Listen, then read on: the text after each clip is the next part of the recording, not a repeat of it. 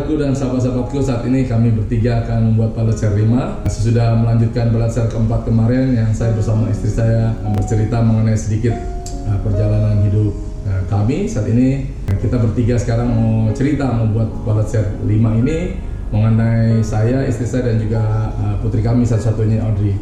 Waktu itu kami telah membuat pertanyaan di Instagram. Jadi saat ini kami mencoba untuk menjawab pertanyaan-pertanyaan kalian biar apapun yang kami sharingkan, apa yang kami ceritakan boleh bermanfaat bagi keluarga yang khususnya keluarga penerbang atau kita di channel YouTube ini. Audrey lahir di Jakarta bulan Mei tahun 94 di Rumah Sakit Pondok Indah. Pada waktu itu setelah 2 tahun berumah tangga baru 2 tahun dikasih Audrey. Malam hari ini kita share karena banyak pertanyaan mengenai putri kami satu-satunya ini, saudaraku, menjadi anak seorang pilot, juga bagaimana menghadapi saya sebagai kita sebagai orang tua, bagaimana sampai dia sekarang sudah dari TK, SD, SMP sampai SMA bahkan sampai kuliahnya ini selalu kita mencarikan yang terbaik. Sekolahnya dimulai dari TK-nya dulu pernah di Tumble Tots, terus dia Happy Holy Kids, terus habis itu Tiara Midita, terus SD-nya pernah waktu itu saya masukin di SD Asisi, saudara, karena saya alumni Asisi. Dia masuk SD Asisi kurang lebih setahun ya?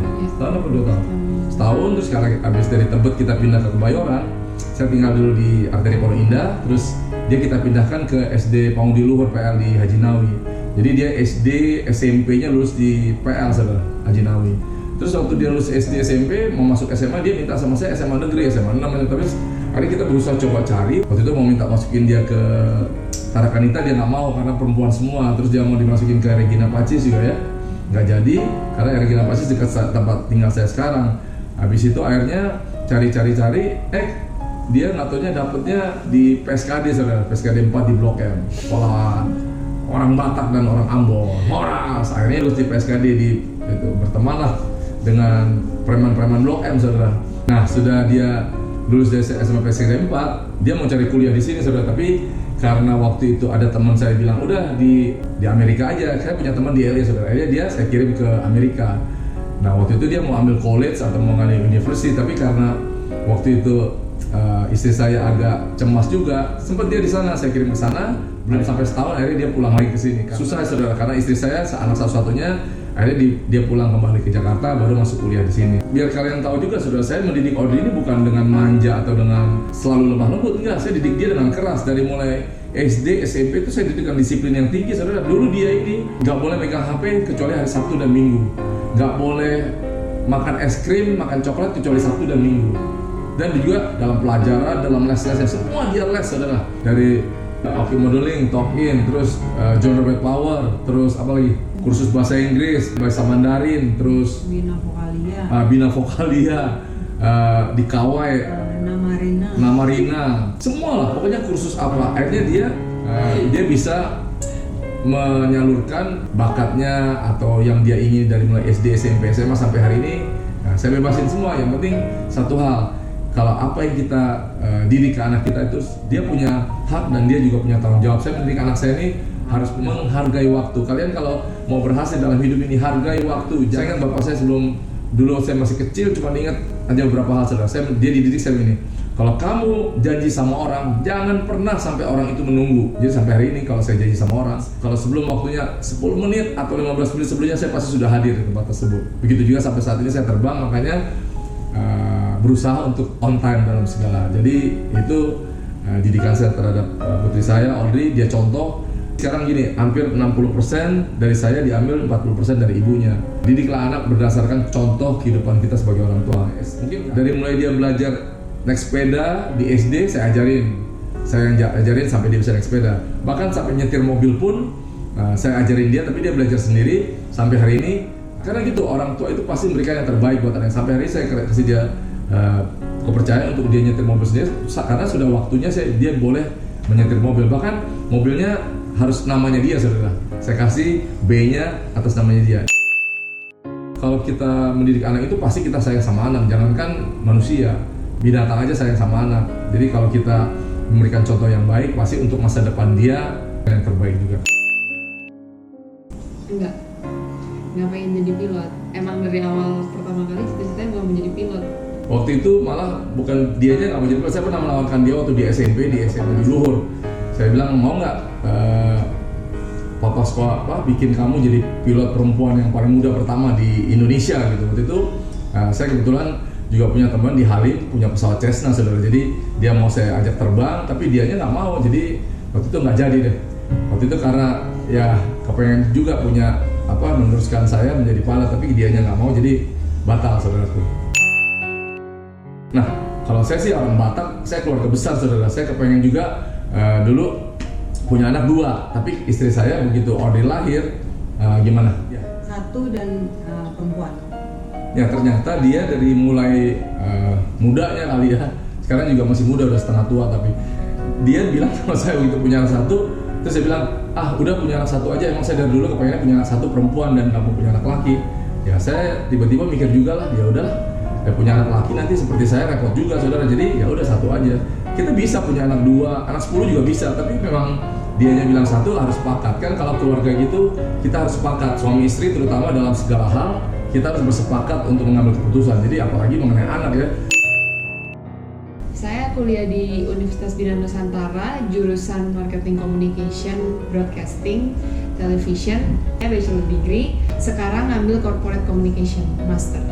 Gitu. Jadi kuliah dia S1, terus sekarang lagi ngambil S2. Waktu itu udah S1-nya sempat kerja, melamar di beberapa perusahaan, terus sudah diterima, tapi dianya ada beberapa perusahaan udah sampai final test, dia diterima dan juga dia bilang nggak boleh kuliah S2, jadi dia nggak mau, akhirnya dia lanjutkan S2. Dan kalau anaknya masih mau sekolah, kayak kalian nih saudaraku yang punya anak, kalau anaknya masih mau sekolah didukung aja terus.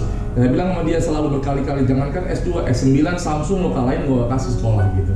Jadi pendidikan adalah nomor 1. Ya kita lulus SMA ya nggak apa-apa, tapi ada orang bilang, oh lulus SMA aja udah cukup. Nggak, kalau bisa kejarlah ilmu sampai ke negeri Cina. Kejarlah ilmu setinggi-tingginya selama kita masih bisa dan kita masih mampu. Jadi jangan bilang, ada orang bilang nggak perlu pendidikan, bohong ya. Bumbu-bumbunya saya pakai Ajinomoto dan Miwon. Bumbu-bumbunya pakai Royco.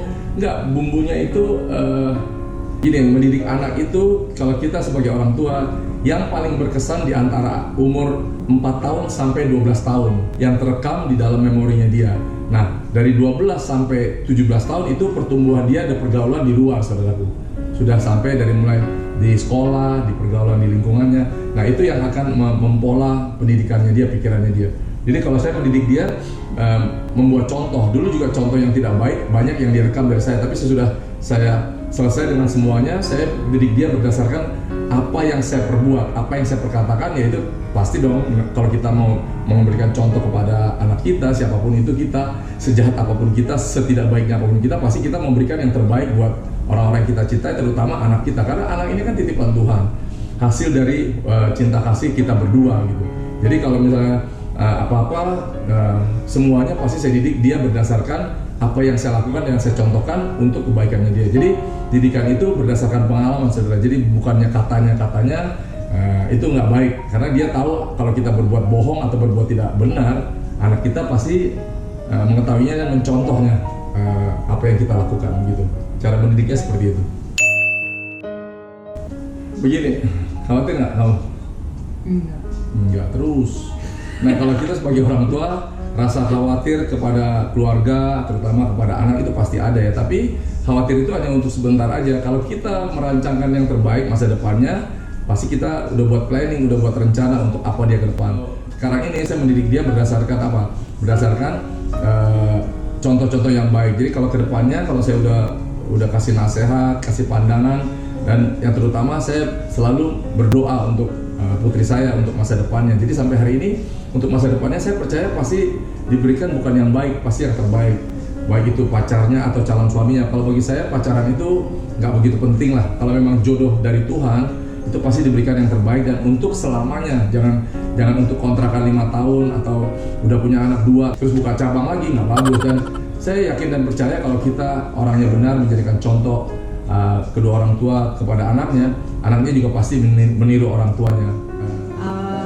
Kalau saya sih nggak khawatir ya, karena dari tahu saya punya anak perempuan, Audrey lahir, saya selalu doain dan percaya semuanya saya serahin sama Tuhan, pasti semuanya berhasil. Amin. Ya, pengalaman yang paling bukan berharga lah, pengalaman yang paling saya ingat di dalam kehidupan kita bertiga adalah waktu kelahirannya dia, Mei, di Rumah Sakit Pondok Indah. Itu kita udah menunggu dari tanggal 8 pagi sampai jam 12 malam tanggal 9. Dianya nggak ada lahir, pembukaannya udah pembukaan berapa lah waktu itu, udah buka-buka lah semuanya. Akhirnya udah pecah ketuban terus nggak lahir. Akhirnya kita di Rumah Sakit Pondok Indah udah karena bosen. Akhirnya kita nonton dulu saudara, bertiga sama ponakan saya. Kita pergi nonton ke bioskop sampai dari jam 7 sampai pulang jam 9, jam 10, baru nanti balik ke rumah sakit lagi. Nggak taunya jam 12 malam barulah lahir dia. Dan lahirnya waktu itu dokternya sudah almarhum, Dokter Yuyun Maryunani. Saya ingat banget tuh di ruangan, dia bilang ini, kan karena dia udah bilang udah lama minta dioperasi, kata dokternya enggak, harus lahir normal. Kita juga bingung saudara, masa rumah sakit biasanya bukannya malah untung kalau operasi sesar, tapi enggak, dokternya bilang enggak bu, bisa dokter, lahir normal aja. Bayangkan saudara, akhirnya saya datang ke dalam situ jam 12 malam, jam 12 setengah 2, jam 12 masuk ke ruangan itu, saya pakai segala macam, saya pegang kamera saudara, pakai handycam. Waktu itu, wah saya lihatlah proses melahirkannya. Yang paling saya berkesan adalah saya dibejek-bejek saudara, saya dicakar-cakar dan saya ditarik-tarik sampai akhirnya keluarlah anak ini. Begitu keluar saudara, diangkat sama dokternya, itu anaknya udah hijau semua, udah kelilit kelilit pusar, dan air ketubannya sudah pecah dan dia keluarnya hijau. Akhirnya dibersihkan, terus dokternya bilang, Pak ini putrinya, susternya dibawa ke itu dicuci, dia dikasih dibersihkan, terus dikasih klem gelang pink, diklaim gitu. Nah berarti sah anak saya. Nah yang saya ingat lagi ada waktu dia lahir, teman saya bilang begini saudara, waktu itu teman saya ada seorang kapten juga, namanya Kapten Marfir. Waktu itu dia bilang gini, Dok, kalau lo melahirkan, yang pertama lo lihat adalah hitung jari anak lo, katanya. Wah, saya pertama ini lucu saudara, pengalaman ini yang paling berkesan seumur hidup saya sampai saya nggak bisa lupa. Waktu dia lahir, begitu saya lihat, anak gua kok jelek banget nih ya, Batak banget pokoknya saudara. Toh muka Batak kan amuba, asli muka Batak. Terus yang saya lihat pertama kali bukan apa, saya hitung jarinya saudara, semua saya hitung. Komplit saudara, ada 20. Habis itu baru susternya kasih terus udah itu baru dikasih lab, dikasih itu, baru dibersihkan, baru dikasih ke ibunya. Itu sadar saudara saya kamera, dan akhirnya dibawa keluar. Karena itu di ruangan itu keluarga saya dari kaca melihat, yang datang hanya itu beberapa orang, kakak saya yang nomor 2, dan yang paling hebatnya lagi tiba-tiba 1 jam kemudian bapak saya aja yang datang, almarhum, datang melihat dari kaca gitu. Dan saya lihat anaknya, inilah anak orang Batak yang serem itu saudara. Ya seneng ya waktu lihat dia berubah, karena prosesnya kan nggak sebentar, prosesnya lama, 8 tahun ya. Jadi ya saya percaya aja waktu selama 8 tahun itu saya mendoakan dia dan Tuhan mendengar doa saya. Ya gitu ya, jadi kalau dibalik segala sesuatu yang sekarang bisa kita jalani dan bisa kita hadapi, itu pasti ada proses di baliknya. Semua hidup ini kan nggak ada yang tiba-tiba instan, nggak ada. Kan saya selalu katakan instan itu cuma kopi sama mie saudara. Jadi kalau dibalik segala sesuatu ini sekarang bisa saya punya kehidupan yang baik bersama keluarga, terus diberikan seorang putri yang sampai hari ini sesuai masih dalam track yang ada di dalam kehidupan ini, itu semua ada proses yang harus kita jalani. Artinya apa? Dibalik seorang suami atau laki-laki yang kuat itu pasti di belakangnya ada seorang istri dan penopang sebagai tiang doa yang menopangnya. Ya, kalau saya mengatur pekerjaan dan di dalam keluarga itu semuanya sudah terencana, sudah terplanning. Karena kan sebagai pilot setiap 2 minggu kita sudah punya schedule keluar. Saya udah tahu mau terbang kemana aja, berapa hari, dan juga mereka juga sudah tahu semua. Karena kita bertiga ini nggak ada rahasia saudara. Saya terbang kemana, dengan siapa, berapa hari, itu semuanya tahu. Bukan hanya dalam hal terbang aja, dalam segala hal, segala sesuatu yang urus itu istri saya. Sampai masa depannya pun udah kita rencanakan berdua. Jadi saya bertiga ini selalu tiap hari itu ada komunikasi, ada keterbukaan. Kita punya grup bertiga dalam segala hal. Jadi dimanapun kita berada saling komunikasi. Dan juga sesudah dalam pekerjaan juga di dalam pelayanan saya membagi waktu ya udah pasti bisa lah. Karena kan sudah tahu waktu-waktunya kemana aja. Dalam waktu 2 minggu ke depan kan kita udah tahu planningnya.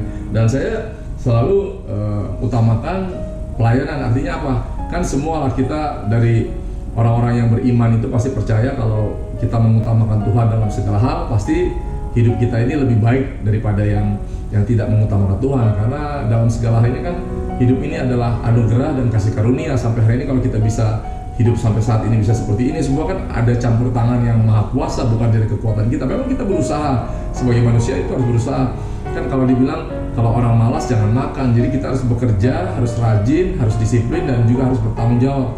Juga untuk suami-suami, bapak-bapak, sahabatku, ayolah kita sebagai imam kepala keluarga harus lebih bertanggung jawab kepada istri dan anak-anak kita. Bahkan kalau kita sudah bisa melakukan terhadap keluarga kita harus lebih lagi memperhatikan keluarga besar kita, terutama orang tua kita, mertua kita, siapa yang orang-orang terdekat kita harus kita lebih perhatikan. Jadi tanggung jawab itu bukan hanya berdasarkan materi atau uang saja. Tanggung jawab itu adalah perhatian kita terhadap keluarga.